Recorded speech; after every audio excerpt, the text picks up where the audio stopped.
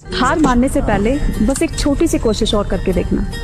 जिंदगी हमें जवाब तभी देती है जब हम थक कर रुक जाते हैं। जीतने वाले कोई बहुत बड़े ताकतवर नहीं होते, बस वो एक छोटी सी कोशिश और करके देखते हैं। असफलताएं सबकी लाइफ में आती हैं, वो एक इशारा होती है कि जिंदगी अभी खत्म नहीं हुई, चल आगे बढ़, एक कोशिश और कर। हर एक सबक एक इशारा होती है। हर एक सुबह हमारे लिए एक नया मौका लेकर आती है कुछ नया करने का। याद रखना, जब चलते चलते कभी थक जाओ तो आराम कर लेना, लेकिन कभी गिलत मत करना, क्योंकि हो सकता है आपका अगला कदम सफलता के लिए बड़ा हो और वो सफलता आपका इंतजार कर रही है ना।